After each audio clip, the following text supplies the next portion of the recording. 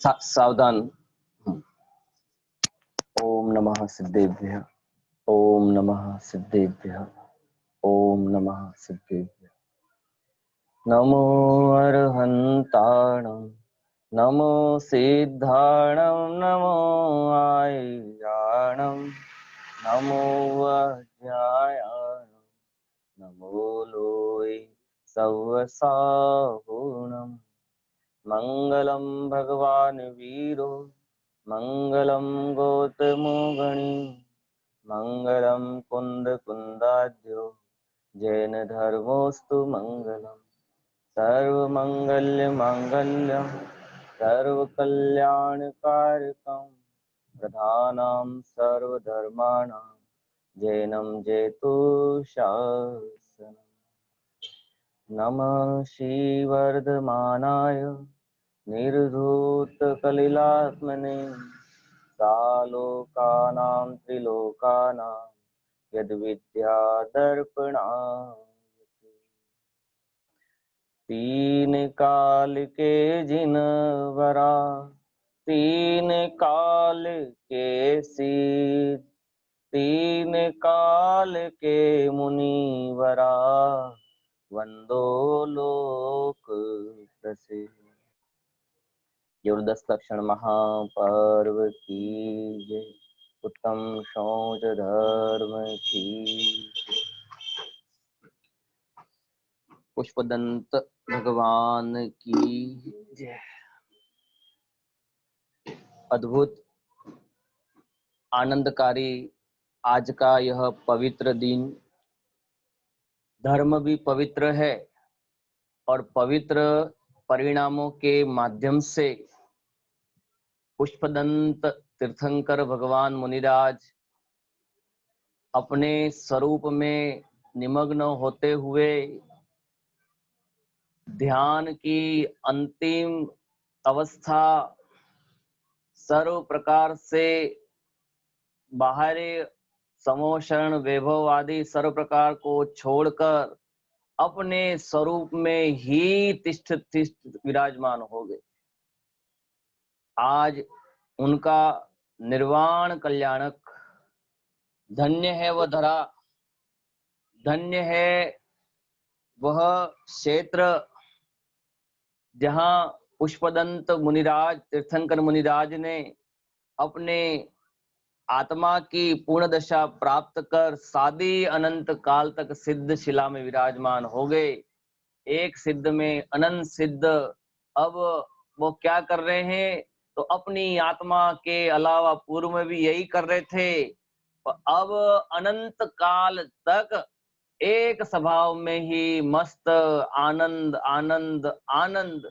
ऐसे आज हमने उन मुनिराज तीर्थंकर पुष्पदंत भगवान का तीर्थ भगवान का निर्वाण महोत्सव बड़े ही धूमधाम से आनंद से अंदर से हर्षोल्लास, बाहर की धूमधाम नहीं थी पर अंतरंग में तो आज आनंद का था। क्या था? पुष्पदंत तीर्थंकर भगवान का निर्वाण महोत्सव था। तो हम भी उनके पद चिन्हों पर चलकर उन्होंने जिस जगह बैठकर, कहाँ बैठे थे? समय शिखर पे बैठे थे कि समय शिखर में निज आत्मा में बैठे थे?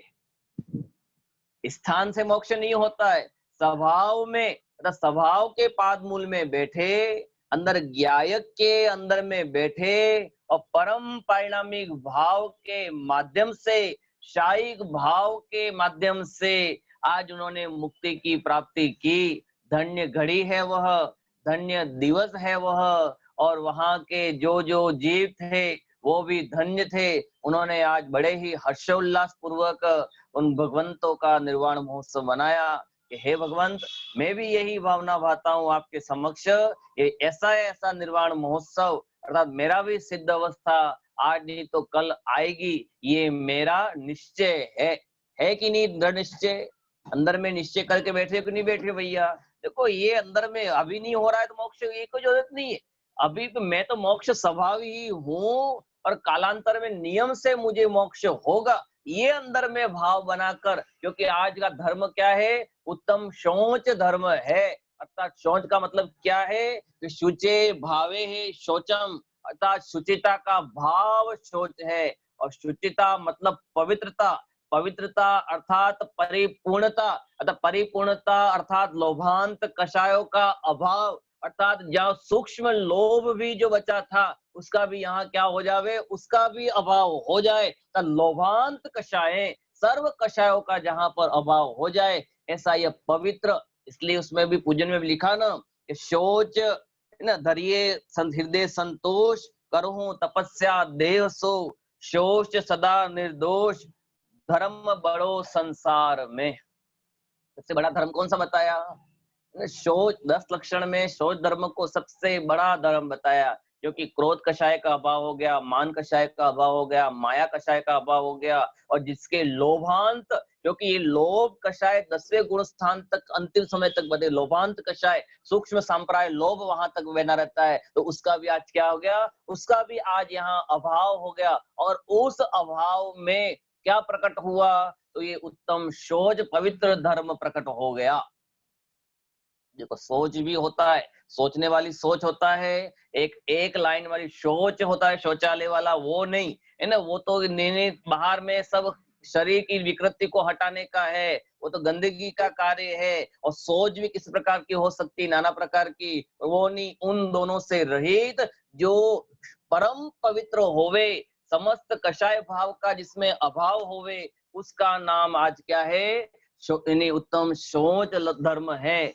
बाहर में लोग ज्यादा ये मानते हैं, बहुधा शारीरिक पवित्रता को अपनी पवित्रता मानकर उत्तम शौच धर्म कहते हैं कि शरीर पवित्र हो गया, और शरीर पवित्र के होने से मेरा उत्तम शौच धर्म हो गया है। नहा लो अच्छे से, गंगा जल से नहा लो, यमुना से नहा लो, और गंगा में डुबकी लगा लो, तो क्या हो जाएगा? पाप भाव का अभाव हो जाएगा। हर हर गंगे। भाई साहब, यहाँ पर ऐसा चलने वाला नहीं है। यहाँ तो कषाय का बाहर का शरीर कितना गंदा दिखता होवे, कितना मैला दिखता होवे, तो हमारे मुनिराज तो अस्नान व्रती हैं, तो क्या उनको शौच धर्म नहीं होगा? क्या हमारे अनंत भगवान अस्नान व्रती हैं, हमारे सिद्ध भगवान अस्नान व्रती हैं, तो उनको फिर क्या धर्म नहीं हो रहा है? क्या हो रहा है ना। नहाने से कह रहे कि हम शरीर को नहा ले, इत्र आदि लगा ले, पवित्र हो जावे, तो उससे शौच धर्म हो गया, ऐसा है क्या? नहीं, यहाँ तो कषाय का अभाव हो जावे, यहाँ तो मोह राग द्वेष का अभाव हो जाए, संपूर्ण रागादि भाव का अभाव हो जाए, और आत्मा में एक ज्ञायक स्वभाव ही अंदर में रहे।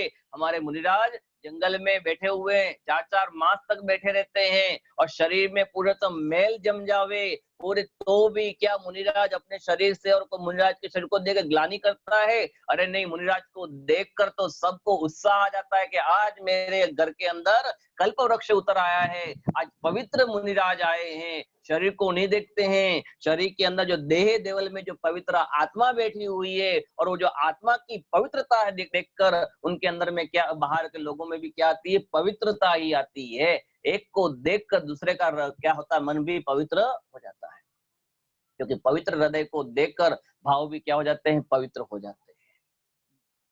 बाहर का मुनिराज अरे गजब के स्वरूप है मुनिराज का, दिगंबर संतों का अद्भुत है। और आज वो उनका जो ये शौच धर्म की सर्वोत्कृष्ट आज उनके सामने वो धर्म बना हुआ है, और उन्होंने उसको क्या क्या है? धारण किया। धन्य मुनिराज हमारे हैं, हमें प्राणों से प्यारे हैं। धन्य मुनिराज का जीवन, धन्य मुनिराज की मुद्रा, धन्य मुनिराज का हार, धन्य मुनिराज का चलना। एक एक क्रिया कैसी मुनिराज की पवित्र है, हर क्रिया देखने लायक है, हर क्रिया आदर्श करने लायक है, हर क्रिया अपनी परिणति में उतारने लायक है। अरे गजब का है ना। नींद लेने का परिणाम, कभी कभी असहता कर्म का उद्देश्य से, दक्षिणावर्णी कर्म के उद्देश्य से नींद भी आ जावे। गुरुदेव के प्रवचन में तो इतना लिखा, केवल 5 सेकंड मुनिराज निद्रा लेते हैं, और तीव्र यदि असहता तीव्र कर्म का उदय होवे तो इन्हें अंतर्मुह जगत इन्हें कम वो मुनिराज निद्रा लेते हैं और जागृत हो जाते हैं। हाँ, सोने का, अरे अब तक बहुत सोए, अभी तक तो अनादिकाल से सोते सोते में निकल गई जिंदगी सारी, अब सोने का नहीं, अब तो अंदर में स्वभाव से जागृत होने का धर्म है, जागृति का धर्म है। पवित्रता अंदर प्रकट होनी चाहिए। कैसी पवित्रता होनी चाहिए, वो अपने आज बहुत गजब की ने अष्टक हैं। निर्शुचितामय शोच धर्म ही लोभ का करता है संवार, संतोषामृत पान कर होता सौख्य अपार।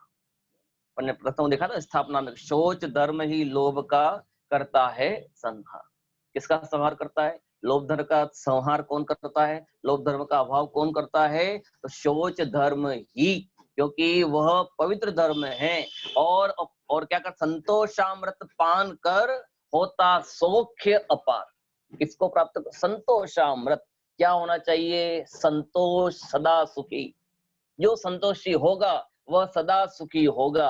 अर्थात लोभ रहोगे, परिग्रह रखोगे, एक के साथ 10 चाहिए, 10 के साथ 100 चाहिए, 100 के साथ 1000, 1000 के साथ लाख। ये जो अंदर में लोभांत है, ये जो लोभ कषाय है, तो मुझे तो इतना, ये जो तृष्णा रूपी जो खड्डा है, वो खड्डा तो कभी भरने वाला, तृष्णा की खाई खूब भरी पर वह रिक्त रही, वह कृष्णा की खाई खूब भरी। बोलो आज तक कभी ये पेट का गड्ढा और मन रूपी चंचल मन, कभी उसने कहा कि अब तो हो गया, बस नहीं, अब नहीं, अब बहुत हो गया, ऐसा कभी हुआ क्या? ऐसा कभी नहीं हुआ। इसलिए विचार करो भाई कि हमें क्या करना है।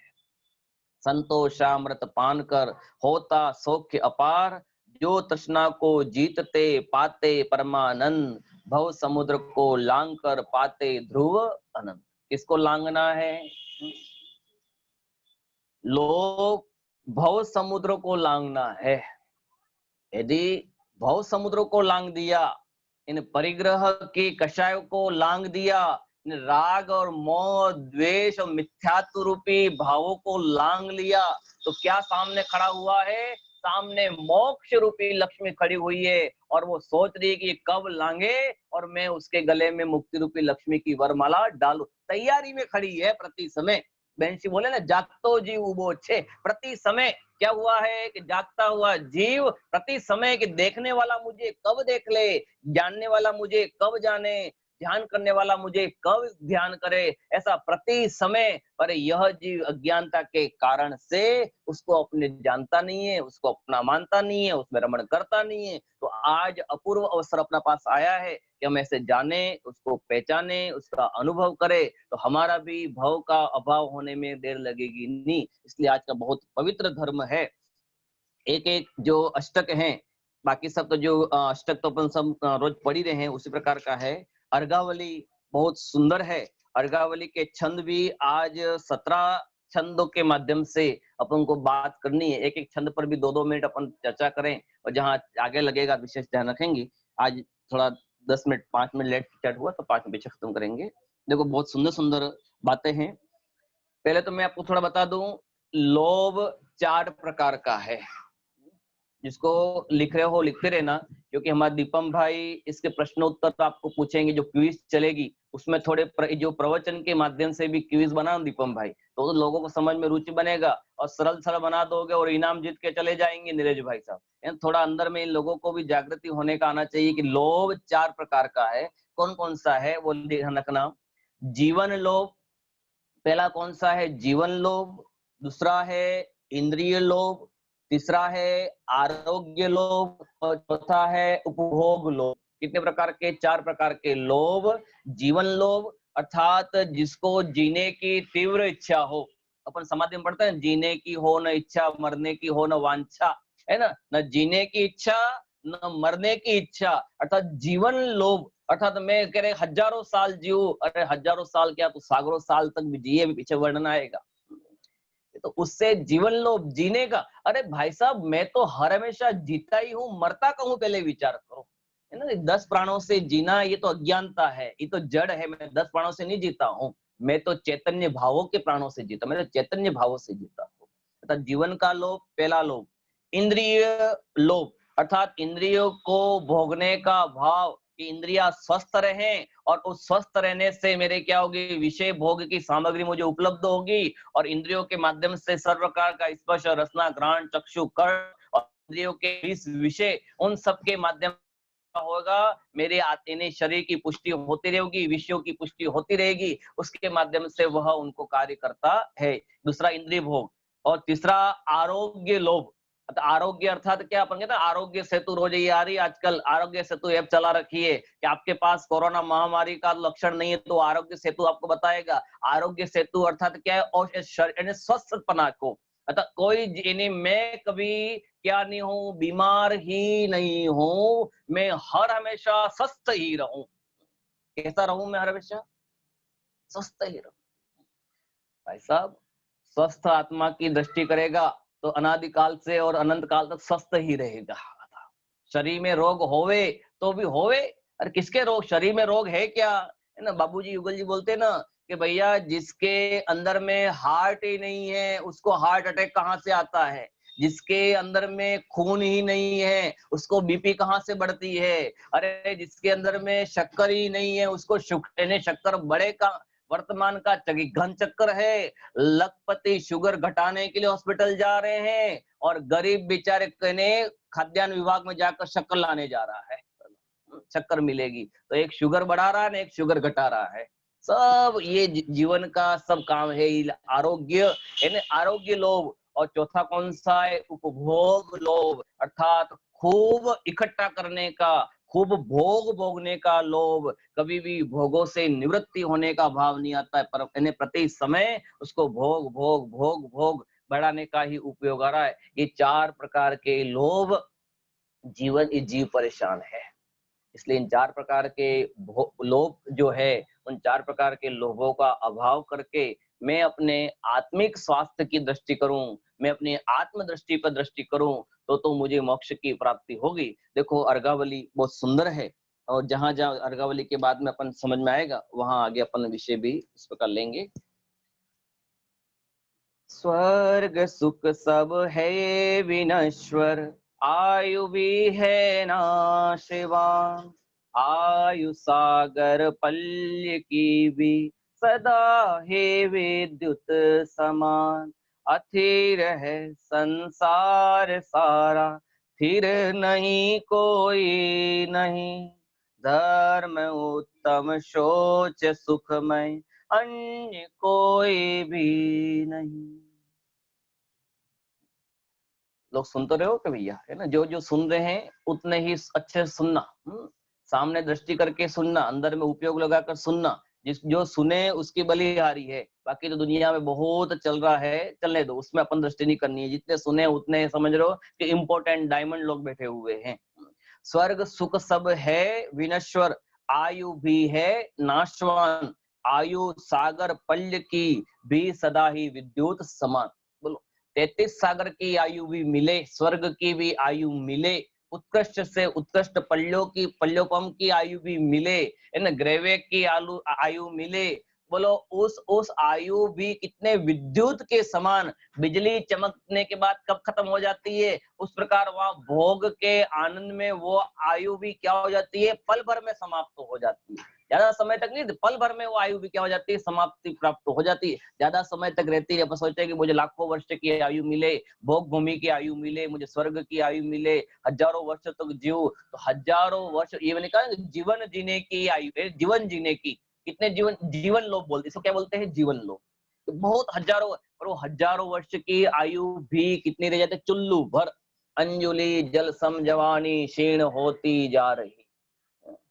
ये आयु तो कैसी है, पल पल पल पल जीवन बीता जाता है ना। अंजुलि में पानी रखो तो टपकते टपकते क्या हो जाता है, अंजुलि पूरी खाली हो जाती है। तो 33 सागर की भी आयु होवे, और उससे उससे भी उत्कृष्ट यदि 66 सागर की भी होवे, तो भी क्या हो जाती है, वो भी विद्युत की भांति, बिजली के चमकने के भांति पल भर में अभाव हो जाता है। और अंतर्मुहूर्त की आयु होवे, और उसमें भी अपना काम करना चाहो, क्योंकि ये काम तो अंतर्मुहूर्त का है, ज्यादा काम नहीं है, ज्यादा जीने में कुछ नहीं, अपना काम तो अंतर्मुहूर्त में होने वाला है। और इतनी जघन्य आयु मिले और जीव उसमें सम्यक दर्शन प्राप्त कर ले, आता ना कि बिजली चमके, अंधेरा हो घनघोर, और सुई में दोरा यानी धागा पिरोना होवे, तो कितना समय चाहिए कि बिजली चमके, उतना समय अपने पास है, उसमें सुई में धागा पिरो दे और अपना काम कर ले, उतने समय में यहाँ पर एक समय में भगवान आत्मा को जाने। बोलो भरत चक्रवर्ती को किसने मुनि बनते नहीं देखा?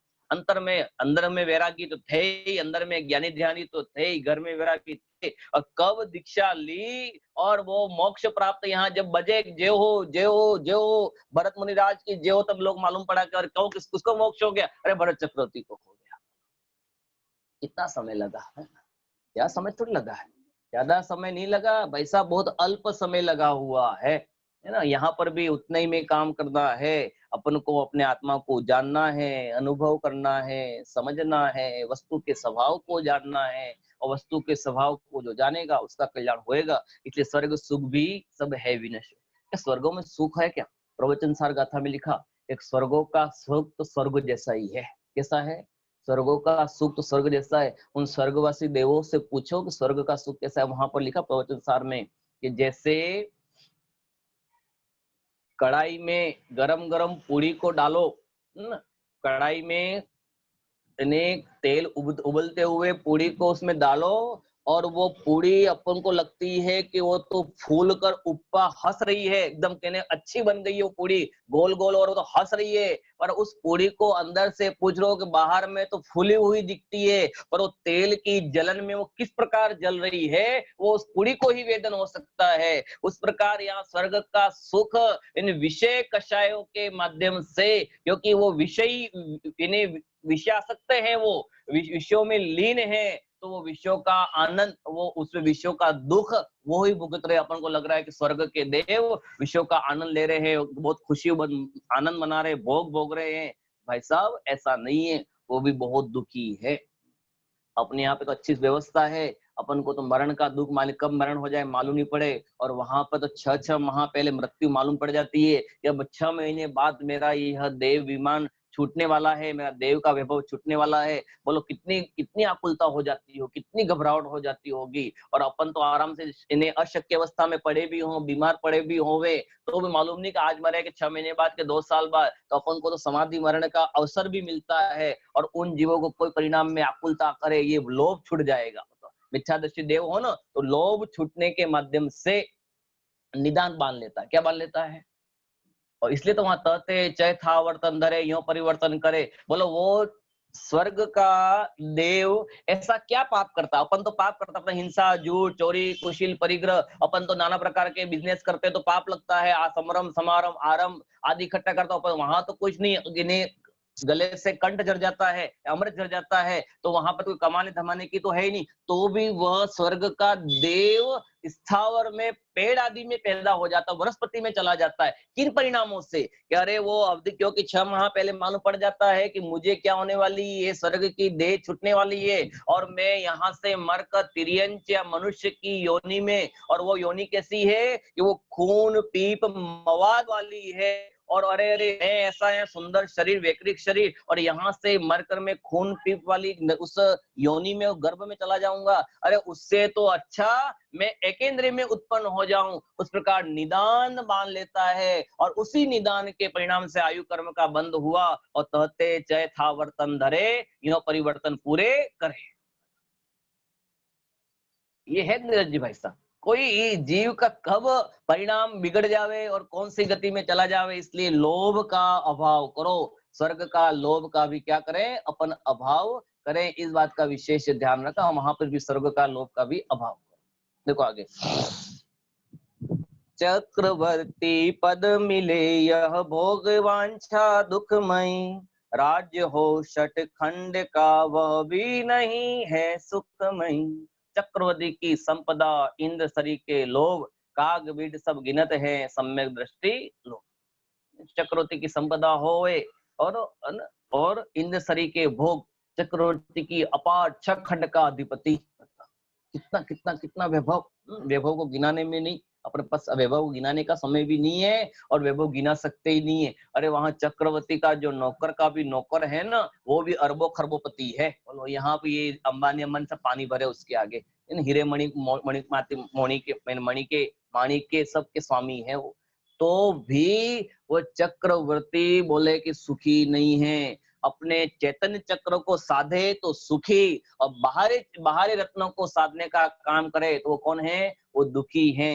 ये जो चक्रवर्ती पद मिले और 96,000 रानियों का भोग, यानी कितने हाथी, कितने घोड़े, कितने सैनिक, यानी कहाँ कहाँ संभाले अकेला आदमी। सब उसके उसके चक्रवर्ती के आगे हजारों देव सेवा करते हैं उस चक्रवर्ती की, और चक्र रत्न की सेवा करते हैं। तो भी आचार्य भगवंत कहते हैं कि ये भोग वांछा ही दुख का कारण है, और भोग वांछा का अभाव करे तो सुखी वास्तव में जीव हो सकता है। राज्य हो छठखंड का वह भी नहीं है सुखी, 6 खंड का राज्य भी होवे तो सुखी नहीं। और मुनिराज जंगल में बैठकर जहाँ कुछ भी नहीं है, केवल एक शुद्ध आत्म उपादेय है, वो वहां पर सुखी है। गुरुदेव बोले ना, मेढक कीचड़ खाकर भी सुखी है, और चक्रवर्ती के 6 खंड का वैभव है तो भी वह दुखी है, क्योंकि यहाँ संतुष्टि है और वहां पर लोभ है। एक को संतुष्टि है, एक को क्या है, तृष्णा का अभाव है, और एक दूसरे को क्या है, अंदर में तृष्णा का भाव पड़ा हुआ है। इसलिए एक सुखी है और एक दुखी है। मेढक कादो खाई नहीं भी सुखी, ऐसा गुरुदेव बोलते थे। कीचड़, वो भी कीचड़ भी कैसा, उसमें भी दोबारा बोलते हैं ना, प्रासुग, और वो स्वयंभू यानी रमण का महामत्स्य, यानी वो भी समुद्र के ऊपर जो गरम गरम पानी होवे ना, वो प्रासुग पानी पीता है। मतलब समय दृष्टि का विवेक देखो, अनेक कैसे कैसे अंदर की अटपटी क्रिया हो जाती है। अंदर में कोई भी जीव को मारने का भाव नहीं, सब प्रकार से राग भाव का अभाव हो गया, इंद्रियों को भोगने का भाव नहीं। जब प्रवृत्ति, जब सम्य दर्शन नहीं था, तब तक पूरे संपूर्ण लोक को भोगने का भाव हो गया होता था, और आज सम्यक का बीजारोपण अंदर हो गया, तो सर्व भोग होते हुए भी वो क्या हो गया, उन भोगों से निवृत्त हो गया। ये अंदर की कुछ अटापटी क्रियाएं है, ये आत्मा ही कुछ अद्भुत है भाई साहब। उसको देखो देखो आगे, 3 खंड महान के पति नहीं नारायण सुखी, देव सेवक चतुर्विद सेना मगर फिर भी दुखी। 3 खंड का जो नारायण होता है, नारायण और प्रति नारायण, ये सब 3 खंड के महान नारायण भी क्या है, सुखी नहीं है। कितने भी सेवा राजा करें, पर वो लोक कषाय के माध्यम से वो भी क्या है, वहां पर दुखी ही रहता है। क्यों न रहे भाई साहब, दुखी इसलिए है, आप शराब के घड़े को कितना भी मंजन करो, इसके कि जिसमें शराब भरी पड़ी हुई हो, उस घड़े को बाहर से कितना भी धो, तो बोलो वह घड़ा क्या पवित्र हो पाएगा? वो उस घड़े में क्या सुगंध आ पाएगी? नहीं आ पाएगी, क्योंकि अंदर में क्या भरा पड़ा, अपवित्र पदार्थ ही भरा पड़ा हुआ है। तो उसको बाहर से धोने से वो पवित्र, वो सुगंध कैसे आ सकती है? उस प्रकार जिसके अंदर में कषाय भरी पड़ी हुई हो, और कषाय का जब तक अभाव नहीं होवे, तो बाहर में भी पवित्रता दिखाई देती नहीं है। इसलिए पहले अंतरंग की पवित्रता करें, और अंतरंग की पवित्रता होगी तो बाहर में पवित्रता आए बिना रहेगी नहीं, ऑटोमेटिकली व्यवस्था है। जिस प्रकार रोटियों बनाने का मशीन है ना, रोटी बनाने का मशीन, तो उसमें आटा डाल दो, पानी डाल दो, और उसके जो जो जो नियम है वो कर दो, जाएगी रोटी, अपने आप बनी बनाई होकर बाहर आ जाएगी। उस प्रकार यहाँ पर शुद्धात्मा को अंदर में देखो, उसको जानो, अनुभव करो, तो सम्य दर्शन, सम्य ज्ञान, सम्य चारित्र की पवित्रताएं पर्याय बाहर में ऑटोमेटिक आती रहती हैं। उसको कुछ उद्यम नहीं करना पड़ता है, अपने आप प्रकट होता है। कोई गाय के सिंग थोड़ी निकल आते सम्य दर्शन हो जावे, कि मुझे सम्य दर्शन हो गया तो झंडा लेके घूमे, मुझे सम्य दर्शन हो गया। ये तो अंतरंग की संभावना है ना, बाहर में कोई सिंह नहीं उगाते। देखो आगे, मोक्षगामी कामदेव महान सब का मन हरे, देव दल भी शुभ उदय से आन कर सेवा करे। मतलब कामदेव का शरीर, कामदेव कैसे होते हैं? ये भी लोभ है ना, कि मेरा शरीर सुंदर दिखे। अभी आज शौच धर्म में ना, क्या दिखे मेरा शरीर। मान कषाय में भी अपन लिखा था, पवित्र की कौन सा है, कि तन का राग के माध्यम से, है ना। आज ये मोक्षगामी कामदेव महान सबका मन हरे, कामदेव का शरीर भी कैसा है, एकदम सुंदर। उसके हिसाब को कहते हैं ना, कामदेव जैसा सुंदर है, सर्वोत्कृष्ट सुंदर है। देव दल भी शुभ उदय से आन कर सेवा करे, कामदेव की वो देव भी आकर उनकी सेवा करते हैं। इतने सुंदर शरीर होते हुए भी वो जीव क्या है, दुखी है। हर किसी कामदेव की बात नहीं कर रहा हूँ, यहाँ पर अपन कितना शरीर सुंदर भी होवे, बोलो शरीर सुंदर होने से जीव सम्यक दर्शन हो जावे, ये नियम है क्या? और शरीर काला है, सम्यक दर्शन प्राप्त नहीं करेगा, ये ऐसा कुछ है क्या? है ना? गोरा नहीं काला नहीं मारो भगवान, है ना? न मैं तो गोरा हूँ, न मैं तो काला हूँ, न मैं पतला हूँ, न मैं मोटा हूँ, न मैं ठिंगना हूँ, न मैं लंबा हूँ। मेरी पर्सनैलिटी कैसी है? तो मेरी पर्सनैलिटी तो कैसी है कि गायक जानन जानन जानन हार ही मेरी पर्सनैलिटी है। बाहर में अच्छा यंग स्टार दिखता होवे तो वो कह रहा है कि मेरा स्वभाव नहीं है। वो तो यंग स्टार तो कुछ समय का है, कुछ समय का हैंडसमपना है, और कुछ समय बाद यदि कहीं गिरा और मुंह पे कुछ खरोच हो गई तो शरीर कैसा दिखेगा? भद्दा सा दिखेगा। बोलो शरीर की अवस्था कितने समय की? शरीर की अवस्था कुछ समय की। गुरुदेव बार बोले ना, ये अभी तू आईना आड़ा एकदम तू इन्हें ऐसा चढ़ा है बाजार सकड़ा और मैं चौड़ा होकर चलता है ना, तो कुछ समय बाद यह शरीर आड़े होके निकलेगा। अभी तो तू खड़ा खड़ा होके निकलता है, और कुछ समय बाद ये शरीर आड़ा होके निकलेगा तो बहुत कठिन लगेगा। इसलिए अगर तुझे आड़ा होके नहीं निकलना हो और ऊर्ध्व स्वभाव से निकलना होवे तो क्या करना? अपने आत्मा का ध्यान करना। ऊर्ध्वता स्वभाव है मेरा, और उस अर्थ को अंदर में जाने। इसलिए मोक्षगामी कामदेव महान सबका मन हरे, देव दल भी शुभ उदय से आन कर सेवा करे। देखो अब आगे, अब इंद्रियों के भेद के यहाँ पर स्पर्श रसना घ्राण चक्षु और कर्ण जो 5 इंद्रियों के भेद हैं, उन भेदों के माध्यम से भी यहाँ विशेष चर्चा की है। इसलिए अपना शरीर जैसा मिला है उस शरीर की वैसी ही व्यवस्था करे। अपन उसमें तन का उपचार किया अब तक उस पर चंदन का लेप किया, मल मल कर खूब नहा करके तन के मन का निक्षेप किया। तन का उपचार किया अब तक, किसका उपचार किया अभी तक हमने? तन का।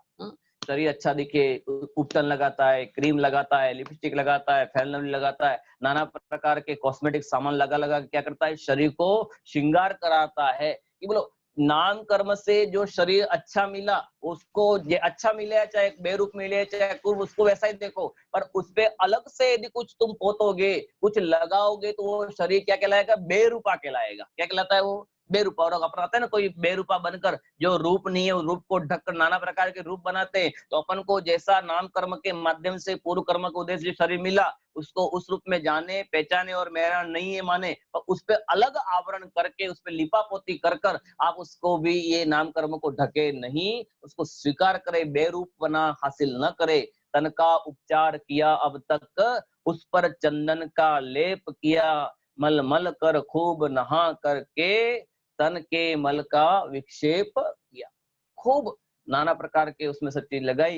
इसलिए जहां तक हो भाई सभी नियम ले रहे, में किसी प्रकार के अहिंसक पदार्थों का उपयोग न करें। हम किसी प्रकार का परफ्यूम न लगावें, और परफ्यूम बनाने में अपने लोभ के उदय में मैं अच्छा दिखूं, उसके राग में शरीर अच्छा दिखे, सुगंध में दिखे, उसमें नाना प्रकार के जीवों की, हिरण की, वेल मछली की, नाना प्रकार के जीवों की हत्या की जाती है। वो लिपस्टिक बनाने में खरगोश की आंखें को कह नोचा जाता है, नाना प्रकार की लिपस्टिक इस प्रकार जाती है। कितने जीवों को मारा जाता है, एक बार देखें आप उसमें उन जीवों को किस प्रकार से मारा जाता है। और हमारे कुछ अल्प श्रृंगार के लिए, अल्प बनावट के लिए हम उन जीवों की हत्या कर लेते हैं। इसलिए ऐसा सुंदर शरीर का लोभ न रखें, इस बात का विशेष ध्यान रखें।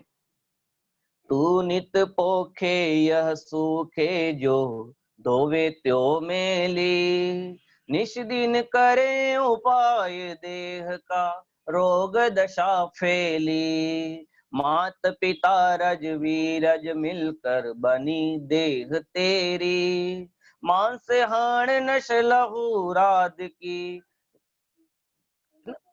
व्याधि करे। बोलो कितने प्रकार के इन, अपन सोचे कि मेरा शरीर पवित्र हो जाए, किससे बना हुआ है?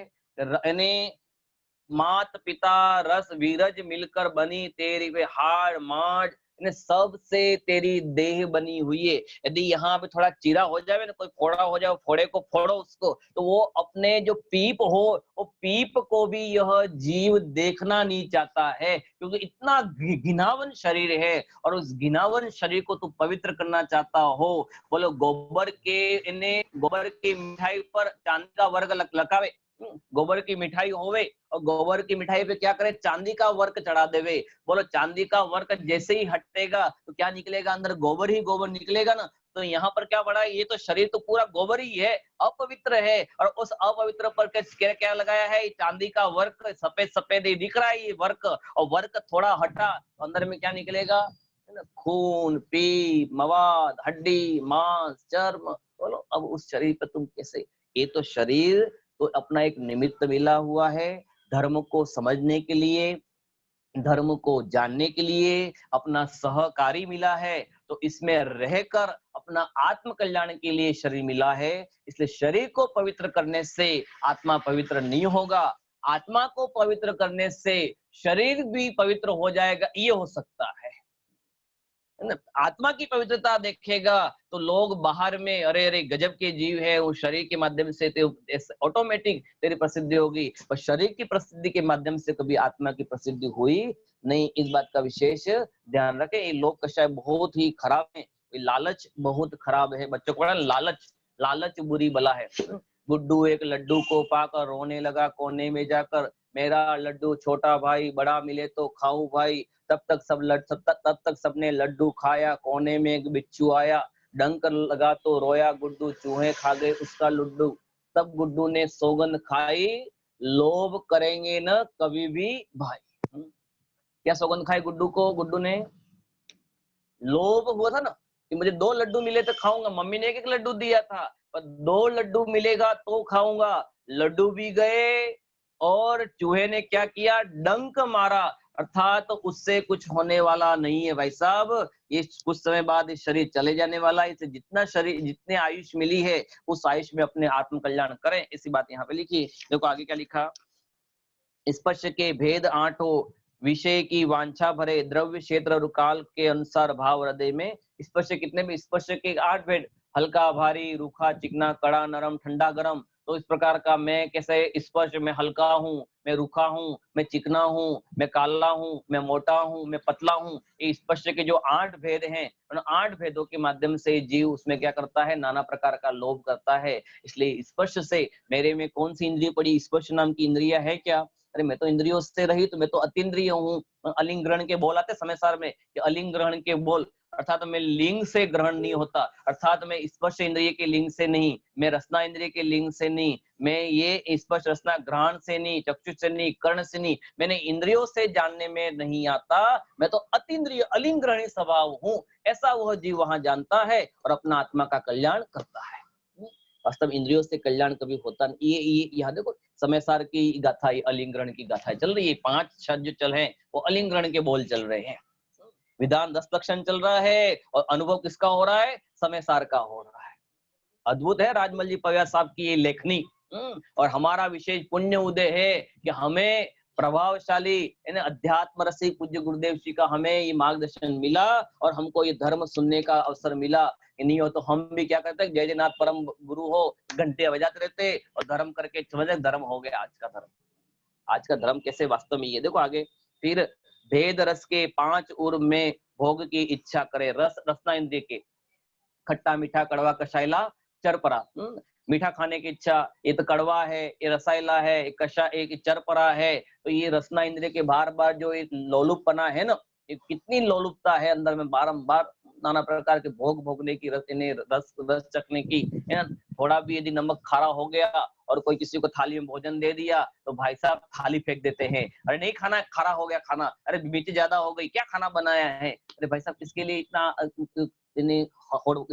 हल्ला मचा रहा है, हल्ला क्यों मचा रहा है इस बात, कब तक भोग रहेंगे, है ना। यहाँ गया अंदर में रसना इंद्रिय के थोड़े मुंह में गया तो स्वाद तो बेरस, ये 5 ये कुछ रसनियां आगे के कुछ पॉइंट बने हुए हैं, कुछ खट्टा का अनुभव करता है, कुछ मीठे का, कुछ कड़वे का, कुछ कषायले का, कुछ चरपरे का अनुभव करता है और अंदर गया तो स्वाद क्या हो जाता है, सब बेरू। यदि वही कुछ समय बाद असाध्य रोग के कारण से उल्टी हो जावे, बोलो उस रसगुल्ले को भी देखने और गुलाब जामुन देखने की इच्छा नहीं होती है, क्योंकि ये शरीर ही इतना अपवित्र है। इन्हें इस शरीर के पास जो आएगा वह भी मलिन हो जाएगा, इस शरीर के संग साथ में जो भी आएगा, इन्हें संसर्ग इसका जो जो करेगा वो क्योंकि है ही गंदा, और गंदे के साथ में काजल की कोठरी में जावे और सियाना रह जावे, ऐसा हो सकता है क्या? कोई काजल की कोठरी में सफेद कपड़े पहन के जावे और कहेगी कि मुझे तो कह रहे कि सफेद दाग कहीं पर भी लगे, इन्हें काला दाग लगेगा ही नहीं, तो ऐसा हो सकता है? काजल की कोठरी में जावे और सियाना रह जावे, इन्हें छुआ नहीं जावे, ऐसा नहीं हो सकता है। और इन कषायों को संसर्ग में आवे और कषाय न होवे, ऐसा नहीं होता है। इसलिए कषाय मुनिराज कषाय का उदय होते हुए भी वो निकषाय आत्मा का ध्यान करते हैं, इसलिए वो क्या है, कषाय बाहर में बाहर घूमती रहती है, उसके अंदर में प्रवेश नहीं करती है। हम कल स्वाध्याय करें तो मोक्ष मार्ग प्रकाशक का कि कर्म की अनादिपने की सिद्धि और कर्म का, तो भैया आज तक कर्म ने मुझ में प्रवेश नहीं किया और मैं कर्मों के अंदर में प्रवेश नहीं किया। एक मेरे असंख्याति प्रदेश आज तक कर्मों को छुए नहीं और इन्हें अनंत कर्म वर्गणाएं हैं, वो अनंत कर्म वर्गणाएं मुझ आत्मा के आज तक स्पर्श नहीं की। गुरुदेव बोले ना, एक इन्हें कारमान वर्ग यानी रज कण भी मेरे पैर को नहीं छुआ है, बोलो अन्योन्य भाव पड़ा हुआ है। अन्योन्य भाव पुद्गल के पुद्गल में है और मैं तो अत्यंता भाव, एक द्रव्य का दूसरे द्रव्य में सर्वथा अभाव, उसका नाम अत्यंता भाव, और वो अत्यंता भाव में पड़ा हुआ। कितना स्वतंत्रता धर्म है, कितना स्वाधीनता का, कोई घबराने की आवश्यकता, तो घबराए मत। कोई कहता है मेरे पूर्व में पाप हो गया, तो प्राग भाव कहता है कि पूर्व का वर्तमान में अभाव, भविष्य में उदय आएगा तो भविष्य का वर्तमान में अभाव, प्रदंसा भाव, पुद्गल का कुछ करता नहीं, अन्योन्य भाव, और एक द्रव्य का दूसरे द्रव्य में सर्वथा भाव, सो अत्यंता भाव। मतलब कितना स्वतंत्र जैन धर्म है, कितना आनंद मनाने का है, उल्लसित हो जाओ, मजे करो, बताओ ऐसा धर्म है। तो भी लोक कषाय में क्या हो जाता है, जीव मारा जाता है। लोग आगे, घ्राण इंद्रिय गंध के दो भेद हैं, दुख में ही दुर्गंध हो अथवा सुगंध, न मुझे पल भर सुखी। नहीं, घ्राण इंद्रियों के गंध, सुगंध और दुर्गंध, न मैं सुगंध का करता हूँ, मैं दुर्गंध का करता हूँ, उससे कोई सम्यक दर्शन में कोई कारण मुख्य नहीं है, इसलिए उसका भी नहीं। चक्षु इंद्रिय के पंच भेद, इन्हें हरा नीला पीला काला सफेद, ये सब ये भी मेरे रंग में, बोलो कौन सा गोरा कलर है, काला कलर है, नीला है, बैंगनी है, बोलो उससे भी कुछ आत्मा का कुछ यानी विशेष फर्क पड़ता नहीं है। कर्ण इंद्रियों के सारे गम पद निसा, ये जो 7 स्वर है, ये भी मुझ आत्मा, क्योंकि मैं कर्ण इंद्रियों का विषय करता ही नहीं हूँ, आज तक मैंने कोई विषय सुना नहीं है और मैं सुनने वाला हूं ही नहीं, मैं तो क्यों हूँ, भगवान आत्मा हूँ, इसलिए उसको भी वह चीज यहाँ देखता है। जीव चंचल चित्त में है, भोग वांछाएं बहु, सदा करता बहुत सेवन, फिर भी रहता सुख रही। चंचल जीवन कैसा है, जीव चंचल चित्त में, भोग वांछाएं बहुत, चंचल मन है। और बोलते ना, मेरा मन बड़ा चंचल है, इसे कैसे समझाऊं, इसे जितना समझाऊं उतना ही मचल जाए। मन को बंदर की उपमा दी है, कपी के समान। किसकी उपमा दी है, बंदर के समान। बंदर कभी क्या टिक के बैठ सकता है क्या, कभी एक डाली से दूसरे डाली से तीसरे, इन्हें कपी के भांति ये मन है। कभी कहता है ये मन इतना निकम्मा है, मन को निकम्मा कहा, क्या कहा नरेश भाई साहब, मन को निकम्मा, इतना निकम्मा है कि न मन यदि घर पे हो तो क्या कहता है, चलो मंदिर चलो, और मंदिर में होते तो घर क्या कहता है, चलो घर पे चलो, घर पे चलो। न मन धर्म करने देता है, न मन पाप करने देता है, इसलिए सर्वप्रथम किसका अभाव करो, मन का ही नाश करो। इसलिए मन बड़ा चंचल है, वो चंचल भाव का वहां पर करना, इसलिए जीव में भोग वांछाएं बहुत, नाना प्रकार के भोग भोगता है, मन के नाना प्रकार के विकल्प करता है कि मैं ये लाऊंगा तो ये होगा, ये लाओ, ऐसा नाना प्रकार के कह रहे कि ताश के महल बनाता रहता है, और ताश के महल को फूंक मारो और कम बिट जावे, कोई भरोसा है क्या। इसलिए भोग रूपी, इन्हें लोभ रूपी ये ताश के महल मत बनाओ, कब जीवंत का अंत हो जावे। इसलिए अंदर में अपने आत्मा को देखो भाई साहब, बाहर की पवित्रता करने से कभी पवित्रता आती नहीं है। एक उदाहरण देकर बात को लेता हूँ। एक गांव में कुआं था, पानी भरने, पूरे गांव वाले उसी कुएं में पानी भरते थे, और एक दिन 4 कुत्ते लड़ते लड़ते लड़ते उस कुएं में गिर गए, और कुएं में गिर गए तो बाहर कोई निकलने वाला मिला नहीं, तो वो कुत्ते अंदर में लड़ लड़कर कहाँ मर गए, उस कुएं में ही वो मर गए। और रोज लोग पानी भरने लगे, और कुछ दिन बाद वो कुएं अंदर में सड़ गए, तो क्या आने लगी, पानी में से बदबू आने लगी। लोगों को लगा कि ये तो बहुत अच्छा कुआं था, बहुत मीठा पानी का भरा कुआं था, इसमें आज से बदबू कहाँ से आने लगी? तो लोगों को लगा कि अरे ये बदबू कहाँ से आने लगी? तो उन्होंने सोचा कि अपन जाके गाँव के सरपंच को या किसी को बड़े आदमी को पूछते हैं, ये कुएं में बदबू कहाँ से आ रही है? तो वहां गाँव के बड़े आदमी ने कह दिया, अरे ऐसे ही आ रही होगी, आप ऐसा करो अपने घर में जो गंगा जल पड़ा है, वो क्या करो उस कुएं में डाल दो, तो क्या हो जाएगा, वह जल पवित्र हो जाएगा। लोगों ने अपने घर में जो गंगा जल पड़ा था वो गंगा जल जाकर कुएं में डाल दिया। तो गंगा जल डालने के बाद भी उस कुएं में से बदबू हटी नहीं। बहुत उपाय किए तो भी कुएं में बदबू हटे नहीं। सब लोगों को फिर आश्चर्य हुआ, अरे इसमें आखिर में इसमें अचानक बदबू आई कहाँ से? तो उन लोगों ने देखा कि अंदर कुएं में कुछ मर तो नहीं गया है, कुछ गिर तो नहीं गया है, जिस कारण से कुआं क्या हो गया, अपवित्र हो गया है, गंदा हो गया है। तो उन्होंने में कुएं में से कुछ आदमी उतरे और उतर कर उसमें जो 4 कुत्ते मर गए थे, उन चारों कुत्तों को बाहर निकाला और जितना भी गंदा पानी था वो पानी को भी सब निकाल दिया। अब कुछ दिनों बाद वापस क्या आने लग गया, वो पवित्र पानी वापस नीचे जमीन से आने लग गया। बोलो पानी वापस पवित्र कब हुआ? कि जब कुत्ते रूपी गंदगी अंदर से बाहर फेंकी, तब जाकर क्या होने लगा, पवित्र जल आने लगा। उस प्रकार मेरी आत्मा में भी 4 प्रकार के कुत्ते पड़े हुए मरे मराए। कितने कुत्ते पड़े हुए हैं? मेरी आत्मा में भी दक्ष 4 प्रकार के कुत्ते पड़े हुए हैं। कौन कौन से? ये क्रोध रूपी कुत्ता, क्रोध, मान, माया, लोभ, ये 4 कषाय रूपी कुत्ते मेरी आत्मा के अंदर में पड़े हुए हैं। सो इसमें आत्मा में पवित्रता रूपी क्या हो रहा है, सुगंध नहीं आ रही है, अंदर में संतोषामृत रूपी सुगंध नहीं आ रही है। इसलिए उस सुगंध को लाने के लिए क्या करें, इन कषायों का, लोभांत कषायों का अभाव करें। और जब जीव तत्व का अभ्यास करता है और तत्व के अभ्यास के माध्यम से इन कषायों को निकालता है, तो आत्मा में कषाय रूपी कुत्ते को बाहर निकालने से क्या आएगा, संतोषामृत पर सुखी, और संतोषामृत के माध्यम से सुखी होता है और कुत्ते को यानी कषायों को बाहर निकालता है। इसलिए कषायों को क्या करना, बाहर निकालने का अभ्यास करना, इसका अभ्यास करना पड़ेगा भाई साहब। उत्तम शौच सर्व जग जाना, लोभ पाप को बाप बखाना। पापों का बाप है ये, दादा है ये, बोलो लोभ। इसे लोभ को क्या करो, अभाव हटाओ, विचार करो। देखो आगे ना, 5 मिनट में खत्म करता हूँ नीरज भाई साहब। तन अशुभ मल मूत्र से पूरित मड़ा है, चर्म से तन के साथ अशुभ मल से भरा पड़ा हुआ है ना। समय कब निकल जाता है, नहीं करता घृण इससे, बंद रहा कर्म से, इसलिए इससे क्या करना, इससे भी घृणा करो, शरीर से प्रति भी इन्हें आसक्ति तीव्र मत रखो। रत्न धन घर में बहुत हैं, फिर है धन वांछा बहु, दान भी देता है पर सुख शांति से पूरा रहे। रत्न धन घर में बहुत, खूब धन पड़ा हुआ है, 7 पीढ़ी तक खा सकती है, तो भी क्या होता है, नहीं नहीं अभी तो और तैयारी।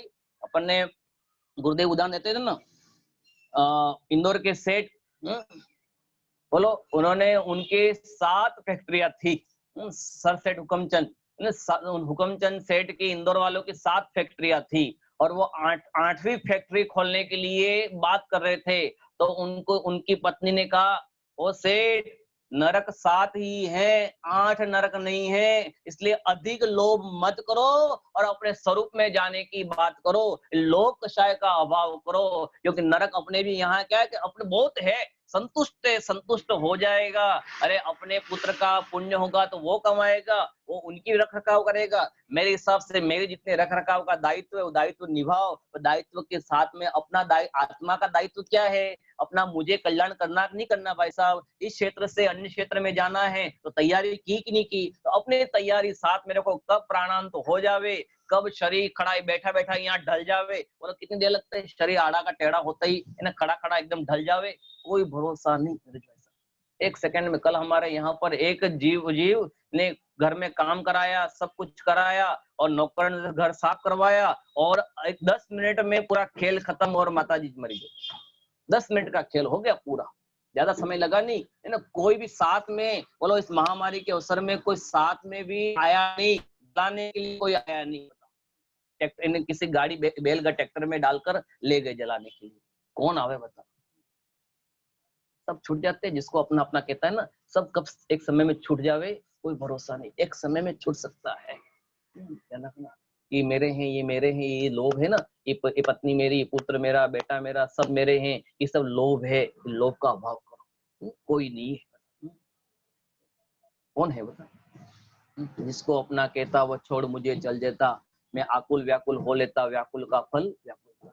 जिसको अपना कहता, इसको कहता, शरीर को अपना कहता ना, और शरीर अपना है क्या? जब शरीर से निकला आंसू अपना नहीं हो सकता है, तो ये परिवार, कुटुंब, धन दौलत, ये तो बहुत दूर के हैं, है ना, ये तो अपने है ही नहीं। मैं बताऊं कल प्रकार 4 प्रकार के संबंध कैसे हैं, और 4 प्रकार के आचार्य भगवान 4 प्रकार के संबंध बताए, ये 5वां संबंध तो अपने है ही नहीं है। नारिया सुंदर शची सम आज्ञाकारी महान, शची के समान आज्ञाकारी नारिया भी होवे, वो भी क्या हो जावे, कब चपल हो जावे, कोई भरोसा नहीं, तृप्ति फिर भी नहीं पाई, दुखी रहे सदा।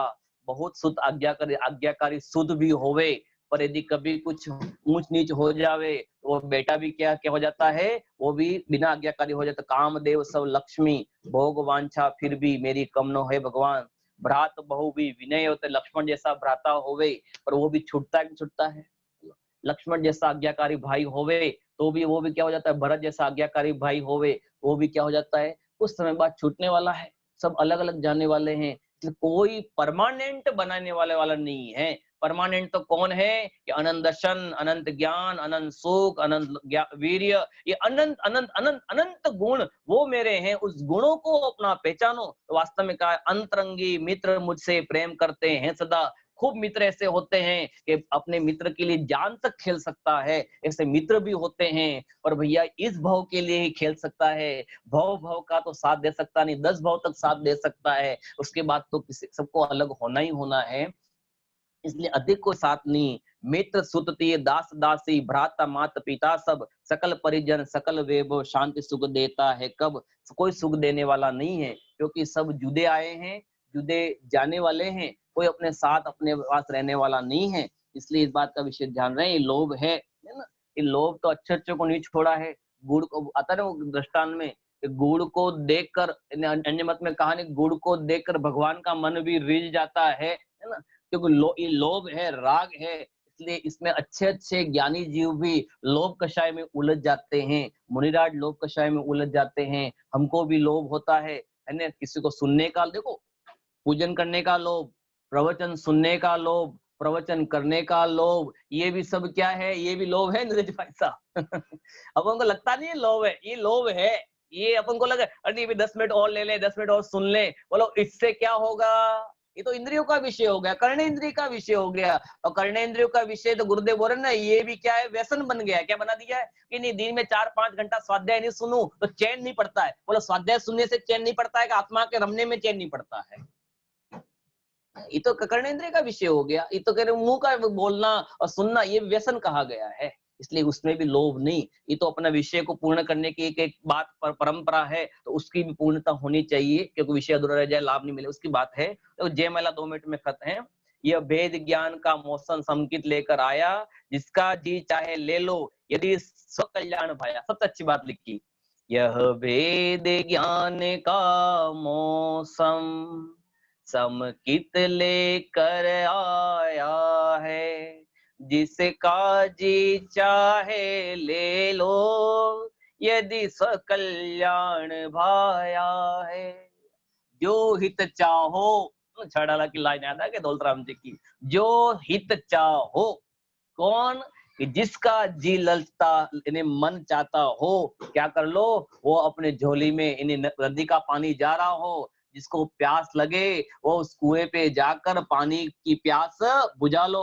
अरे भाई साहब, वर्तमान में कुआं तेरे घर पे आया है, तो कितना पुण्य उदय आया है। तो वर्तमान में कुआं, अभी तक तो हम कुएं के पास जा रहे थे प्यास बुझाने, पर अभी इतना पुण्य प्रबल है पंचम काल में भी कि कुआं तेरे घर पे आया है, और अब भी तू प्यास न बुझावे। बोलो तेरे अभागे की महिमा तो हमसे तो कही जाती नहीं है। कोई गरीब के पास यदि मुक्ति रूपी लकीनी, कोई गरीब के पास राजा की लड़की आवे कि मैं तुमसे शादी करना चाहती हूँ, और गरीब आदमी कहे नहीं नहीं नहीं, अभी तो मुझे आपसे शादी नहीं करनी है, बोलो वो अभागा है कि भाग्यवान है?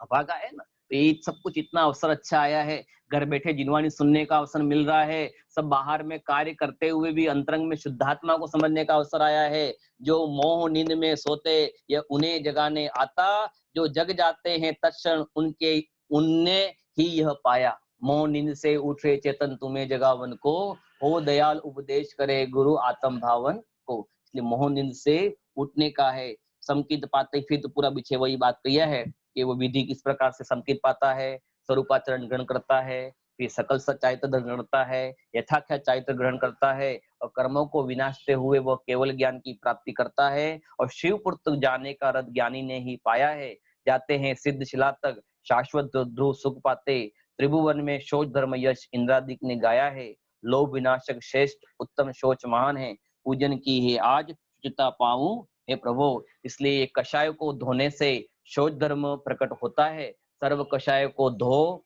है ना, कपड़े धोते ना, कपड़े धोते तो क्या लगाते, पानी के साथ में साबुन लगाता है, तो क्या होता है, वो गंदगी का अभाव होता है। तो आज मेरे अंदर में जो गंदगी लगी हुई कषाय की, तो उसको कौन से साबुन से धो, कि उसको आत्मरूपी साबुन से धोए, दर्शन ज्ञान चारित्र के साबुन से सर्फ से धोए, तो क्या हो जाएगा, कषाय रूपी भाव, गंदगी का अभाव हो जाएगा, और आत्मा में जीव मस्त होकर सब मोक्ष लक्ष्मी की प्राप्ति करेगा। हम सब मोक्ष लक्ष्मी को प्राप्त करें, इसी मंगल भावना से ओम नमः सिद्धि।